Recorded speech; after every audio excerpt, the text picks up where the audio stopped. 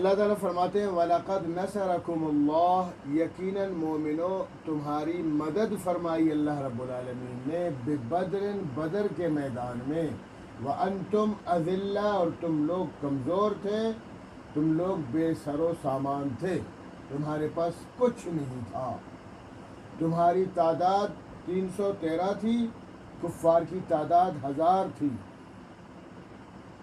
تمہارے پاس 70 اونٹ تھے، ان کے پاس 700 اونٹ تھے، تمہارے پاس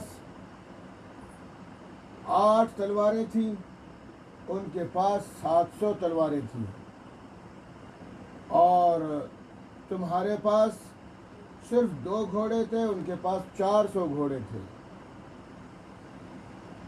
اور زرہیں تو ان کے پاس بہت زیادہ تھی، تعداد ان کی 1000 تھی، یعنی انتہائی قسم پرسی کی حالت میں تم تھے، کمزور تھے، لیکن اللہ رب العالمین پہ تم لوگوں نے توکل کیا، بھروسہ کیا، اللہ پہ اعتماد کیا کہ ان اشیاء میں، مادی چیزوں میں کچھ نہیں رکھا ہوا، جب اللہ رب العالمین چاہے تو کم من فئۃ قلیلۃ غلبت کثیرۃ باذن اللہ، فئۃ کثیرۃ باذن اللہ، کہ اگر اللہ چاہے تو چھوٹی سی جماعت کو بڑی جماعت پر غلبہ دے دیتے ہیں۔ تو اگر یہی نظریہ ہو، سب سے پہلی بات اللہ تعالیٰ یہی تعلیم فرما رہے ہیں کہ دیکھو اللہ پہ توکل کرو۔ پچھلی آیت میں بھی یہی فرمایا کہ وَعَلَى اللَّهِ فَلْيَتَوَكَّلِ الْمُؤْمِنُونَ، مومنوں کو چاہیے کہ اللہ پہ اعتماد کریں، اللہ پہ بھروسہ کریں، اللہ پہ یقین رکھیں کہ اللہ ہی سب کچھ کرنے والا ہے۔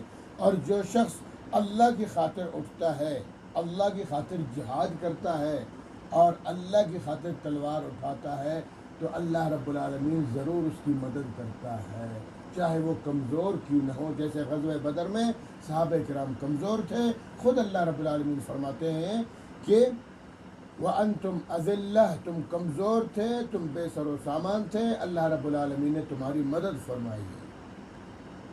تو معلوم ہوا کہ سب سے پہلی بات یہ ہے کہ تمہارے اندر اعتماد ہو، بھروسہ ہو، یقین ہو 100% اللہ رب العالمین کی ذات عالیہ پر، اللہ تمہاری مدد ضرور فرمائے۔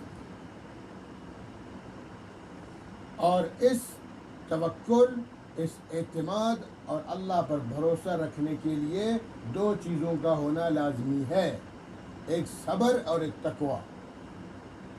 جب تمہارے اندر صبر ہوگا، تقوی و پرہیزگاری ہوگی، اللہ رب العالمین غیبی مدد فرمائیں گے۔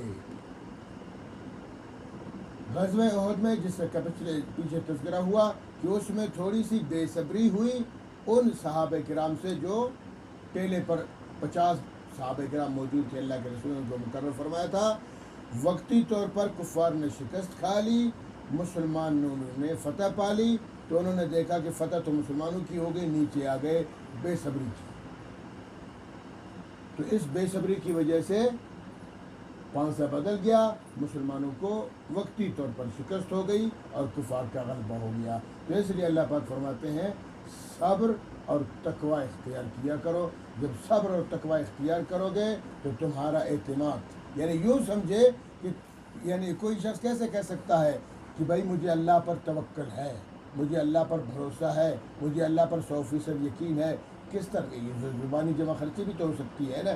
تو اس کی نشانی یہی ہے، صبر میرے اندر ہوگا، تقوی میرے اندر ہوگا، یہ 2 چیزیں۔ تو پھر اس کا مطلب یہ ہے کہ مجھے اللہ پر 100% یقین ہے۔ اگر صبر میں کمی آ گئی تو اعتماد میں کمی ہے، اور اگر تقوی میں کمی آ گئی تو اللہ پہ بھروسہ میں کمی آ جاتی ہے۔ لہٰذا مسلمانوں کو چاہیے کہ اللہ پہ توکل اور بھروسہ رکھیں، مکمل 100% یقین رکھیں، اور اپنے اندر صبر اور تقوی اختیار کیا کریں۔ جب صبر اور تقوی اختیار کریں گے اللہ رب العالمین مدد فرمائیں گے۔